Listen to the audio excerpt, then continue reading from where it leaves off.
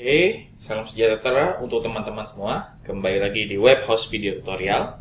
Nah, melanjutkan video yang sebelumnya, kali ini kita akan belajar Vue.js. Tapi sekarang kita akan belajar tentang bagaimana membuat komponen dan juga event handling pada Vue.js. Nah, masih di proyek yang sama ya, di video sebelumnya. Tapi kali ini teman-teman coba tambahkan di folder public ya. Saya bikin folder ing. Gambarnya boleh bebas, silakan nanti teman-teman pakai gambar masing-masing. Seperti ini kira-kira gambarnya yang saya pakai. Oke. Nah, sekarang saya akan jelaskan dulu apa sih komponen gitu ya. Nanti di dalam Vue.js, lebih tepatnya SPA sih, karena React juga bisa. Nanti konsepnya itu komponen, sehingga maksudnya itu memecah-mecah tag-tag HTML ke dalam satu dikelompokkan menjadi sebuah komponen. Atau mungkin saya akan bilang komponen ini adalah custom tag HTML gitulah. Itu teori simpelnya gitu. Nah, tapi seperti apa yang harus kita buat prakteknya? Nah, teman-teman harus lakukan dulu. Di sini ada folder components. Jadi di sini nantinya semua yang berupa komponen ditaruh di sini. Oke. Nah, kita bikin misalnya orang.foo seperti ini.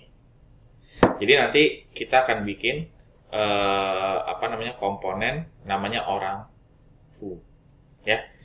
Nah, kalau udah teman-teman bikin template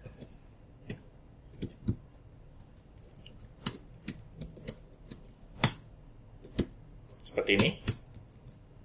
Oke. Lalu jangan lupa untuk kita bikin script. Kasih setup ya. Kalau di Vue sebaiknya kita kasih setup. Nanti akan saya jelaskan mengapa. Oke. Teman-teman opsional boleh tambahin style gitu ya. Jadi nanti komponennya bisa kita CSS-in. Tapi tuh di video kali ini nggak perlu dulu. Nah, saya akan bikin misalnya div ini komponen orang seperti ini. Oke. Nah, jadi ini nanti ada dua div yang saya kelompokkan menjadi sebuah komponen yang ditaruh dalam orang.foo gitu. Jadi kita bisa bilang ini komponen orang gitu. Ini tulisan di bawahnya gitu ya. Nah, sekarang saya pengen panggil nih si orang ini di app Vue. Caranya saya akan ambil di sini. Oke, seperti ini. Tapi ingat teman-teman harus import dulu di sini. Import orang. Nah, di sini sudah mulai kelihatan. Nah, seperti ini. Nah, hasilnya kita coba cek. Tuh, seperti ini.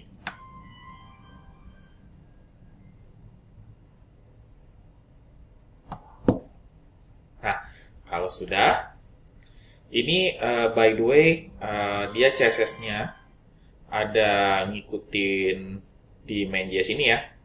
Ini nih, dia dari sini nih. Ini kita komen aja biar nanti kita bisa pakai CSS kita sendiri nanti.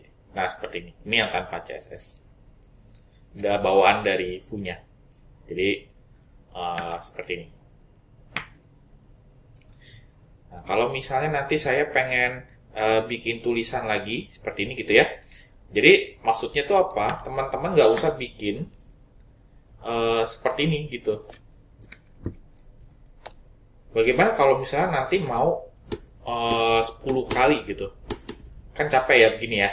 Nah, itulah sebabnya kenapa kita bungkus pakai komponen seperti ini orang. Jadi nanti kita bisa bikin. Nah, kalau orangnya 5 berarti tulisannya itu bisa 10 kali gitu. Maksudnya ada 10 baris tulisannya gitu. Nah, berikutnya yang teman-teman harus lakukan begini. Bagaimana kalau misalnya ini kan ada banyak orang nih, tapi saya pengen kasih nama orang yang berbeda-beda gitu, karena kan nggak mungkin semua sama seperti ini gitu, karena bisa aja nanti ini komponen orang namanya Budi gitu, ini alamatnya ya kan. Nah itu kita sebut yang namanya props. Jadi props ini adalah properti dari sebuah komponen ya, seperti itu. Nah sekarang kita akan coba definisikan dulu propsnya dengan cara define props. Nah, di sini nanti ada banyak. Kita kasih array seperti ini ya. Misalnya nama sama alamat. Nah, di sini kita kasih ya ini seperti Laravel ya. Kurung kurawalnya ada 2 untuk mencetak.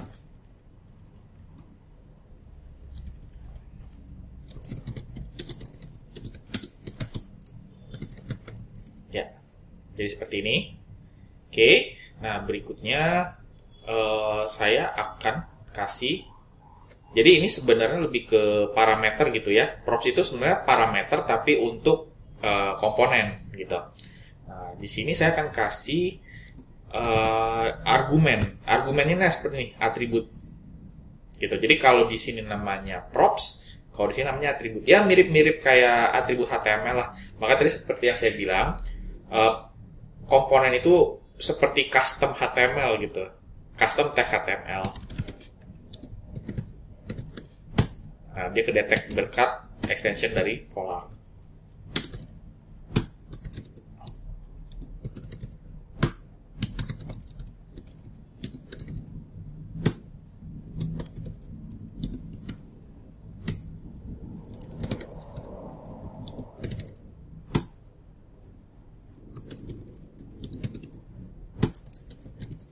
Nah, seperti ini.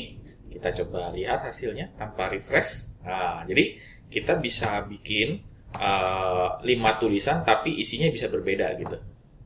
Nah, ini yang disebut dengan komponen sama properti. Jadi langkah-langkahnya adalah teman-teman bikin dulu di folder komponen. Sebenarnya nggak di folder komponen sih, tapi tentu saja biar rapi gitu ya. Kita bikin di folder komponen. Lalu filenya orang full karena nanti jadi komponennya gitu ya. Nah, di sini kita bikin template-nya dulu seperti apa. Jadi kalau misalnya teman-teman mau bikin card gitu ya, kartu. Nah, di sini kita bisa taruh di sini gitu. Bootstrap ya, kartu bootstrap di sini bisa. Jadi kita nggak harus bikin codingan kartu bootstrap yang panjang-panjang itu berkali-kali gitu, enggak. Kita bisa bikin di sini. Nah, lalu jangan lupa di define props-nya, tergantung nanti mau seperti apa gitu ya. Nah, di sini lalu kita panggil komponennya, lalu atributnya apa untuk mengisi properti tadi. Seperti itu aja.